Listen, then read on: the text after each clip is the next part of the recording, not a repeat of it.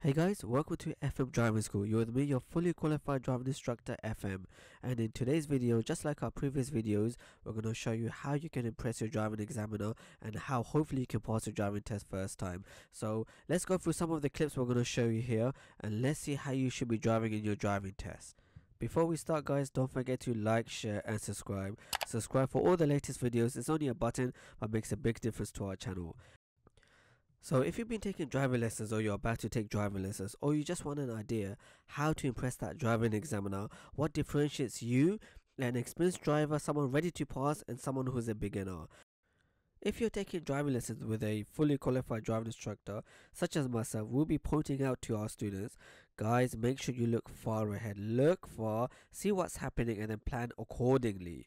Now, commonly a student will react suddenly or react with the wrong decision, react in a bad manner. We teach our students, make sure you look far, then you can see what's happening, you can plan for it, that way you don't make the wrong decision.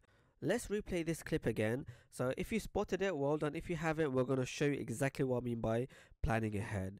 Now, one of the things that you're going to come across when you're driving, even in your driving test, is emergency vehicles. How do you react to it? A student, a beginner, might panic, might stop at the wrong place, might even stop and block the emergency vehicle from going.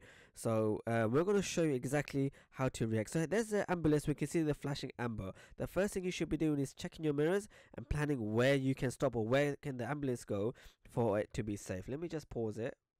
Okay, so now that we've paused there, we can see the ambulance far ahead. You have to make the decision in split seconds. This is a difference between someone who's experienced and someone who's slightly new to driving. So the first thing you should do is check your mirrors, know who's around, know who you're going to affect or where to stop and would it affect the ambulance from moving ahead. So for example, if you, the driver, was to move into where this bus stop is, just behind the blue car, and you want to where there's actually cars behind you, and they have to now wait in the middle, for example, how can the ambulance get through? And imagine the right of your lane, the right side is packed out with cars.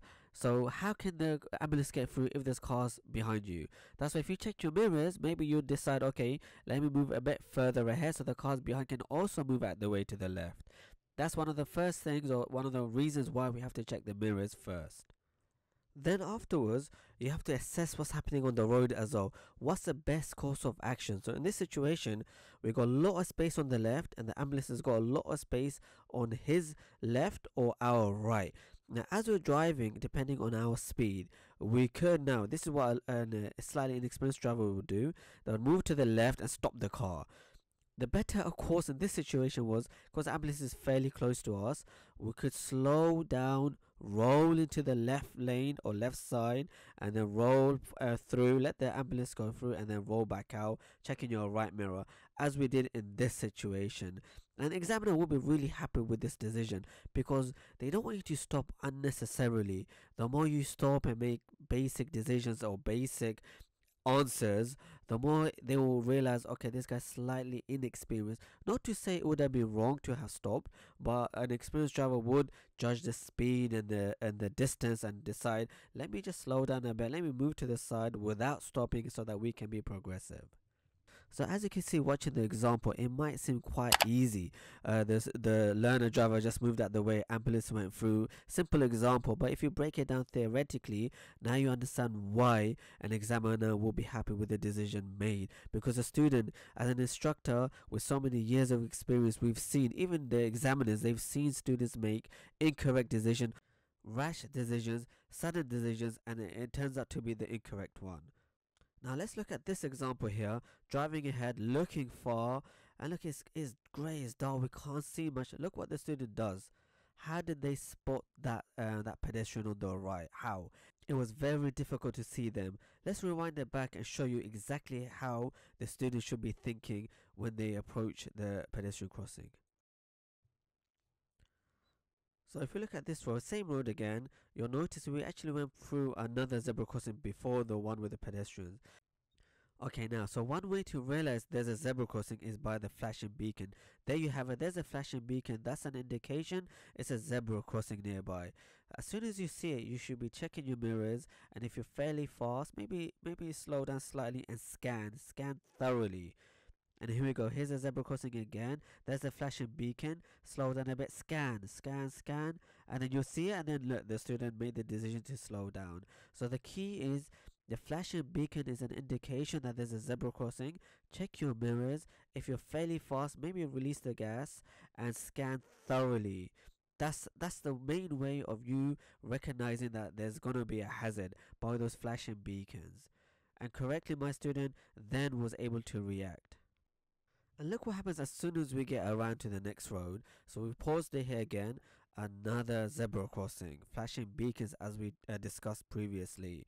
Now the difference with this zebra crossing is there's an island in the middle, so it separates the crossing.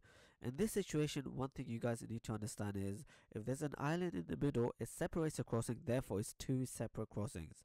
Therefore, if someone's waiting on the other side of the zebra crossing, it's not necessary for you to stop.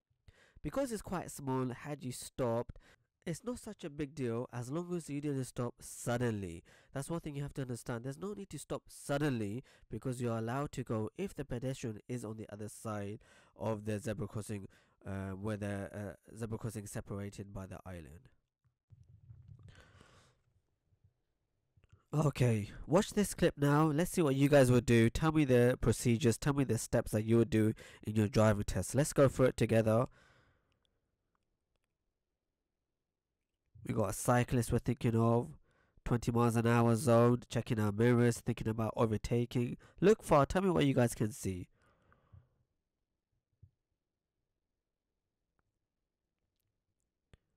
Let me know, think about it. If you spot it, comment below. Let me know if you saw it. Bus is going to affect us, possibly. We're fine, speed is decent here. Keep looking, guys.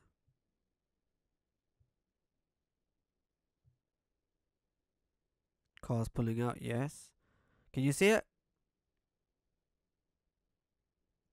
There we have it. Pedestrians in black. Very difficult to spot them. But how did we spot them? By these flashing beacons. Remember guys, flashing beacons are your first indication that we're coming up to a zebra crossing. Then, as I said, do the routine. Check your mirrors. Adjust your speed if necessary and scan thoroughly. They're dressed in black. How were we able to see them? We couldn't. We needed those extra few seconds in order to scan. So that's what we were looking out for.